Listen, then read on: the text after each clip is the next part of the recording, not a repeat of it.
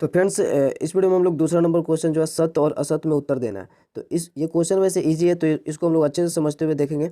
तो पहला नंबर जो बोल रहा है कि दो अभाज्य संख्याओं का मासा एक होता है। तो अभाज्य संख्या आपको पता है कि जो एक और शून्य से कटता हो, ठीक है, या शून्य से भागा होता हो, वो संख्या अभाज्य संख्या होती है। जैसे 3 हमारा हो गया, 2 भी होगा, 2 3 5 ये सारे अभाज्य संख्या है, ठीक है।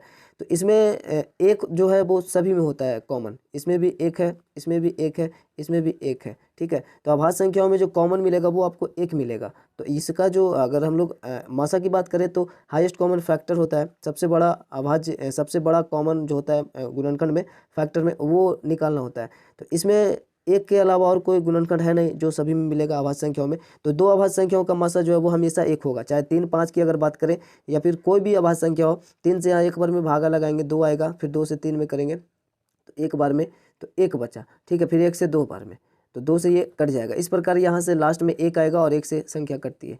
तो ये हमारा होगा एक, इसका सही होगा, ठीक है।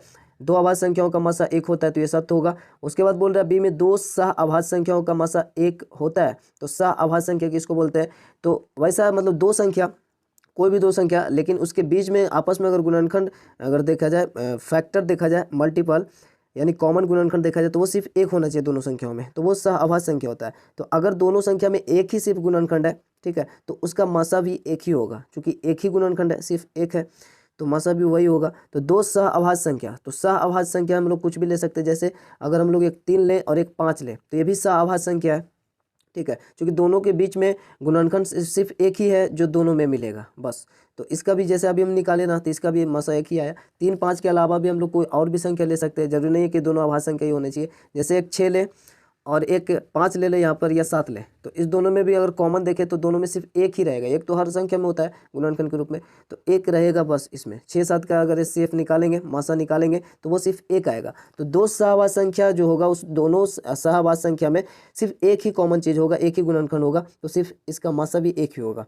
अगला बोल रहा है इसी में एक सम और एक विषम संख्याओं का मासा सम होता है। तो यहाँ पर देख लेंगे हम लोग, एक सम और एक विषम संख्याओं का मासा क्या सम होगा? वैसे यहाँ पे असत्य होगा, जरूरी नहीं है कि वहाँ पे सम आएगा। जैसे एक हम लोग सम संख्या ले लिए यहाँ पर 6, ठीक है, और एक विषम संख्या ले लिए यहाँ पे सम संख्या 6, एक विषम संख्या 9 ले लिए, ठीक है।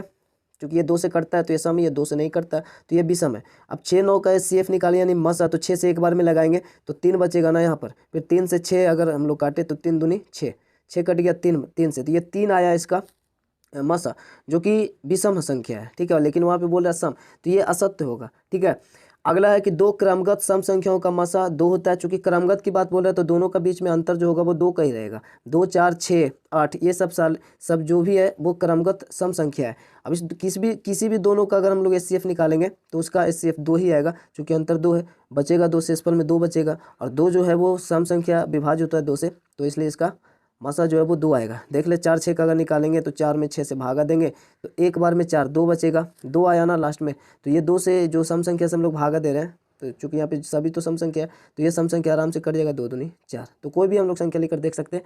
तो ये भी हमारा सही होगा कि दो क्रमगत सम संख्याओं का मासा 2 होगा, लेकिन दो क्रमगत विषम संख्याओं का मासा 2 नहीं होगा। क्योंकि अगर क्रमगत विषम संख्या में भी देखें तो उसका भी बीच का अंतर 2 ही होगा, लेकिन जो 2 बचेगा वो विषम संख्या को नहीं काट सकता। फॉर एग्जांपल विषम संख्या की बात करें तो अगर 3 है, 5 है, 7 है, ऐसा, फिर 9 है, 7 9 का ही ले ले। तो 7 9 से अगर हम लोग भागा दें इसमें तो एक बार में आएगा 7, 2 बचा, ठीक है, 2 तो बचा ही, ठीक है, लेकिन 2 से 7 नहीं कटेगा क्योंकि ये विषम संख्या है। दोनों यहाँ पे विषम संख्या ही था, तो वहाँ पे तो सम था तो इसलिए 2 से कट गया, ठीक है, लेकिन यहाँ पे नहीं होगा। 2 तिया 6, एक बचा, तो यहाँ पर एचसीएफ कितना आएगा? 1 आएगा, 1 दूनी 2, तो ये हमारा इसका 1 आएगा, ठीक है। तो ये हमारा जो लास्ट वाला बोल रहा है दो क्रमगत विषम संख्याओं का मासा 2, तो ये असत्य होगा, ठीक है। ये सत्य होगा चलेगा, ये असत्य होगा, ये भी असत्य होगा, ये आपका सत्य होगा, ये असत्य होगा, ठीक है। तो इस वीडियो में हम लोग इसको अच्छे से देख लिए। अब हम लोग नेक्स्ट वीडियो में नेक्स्ट क्वेश्चन को देखेंगे। तो वीडियो को पेंट करते मिलते हैं नेक्स्ट वीडियो में, तब तक ले चैन जय भारत।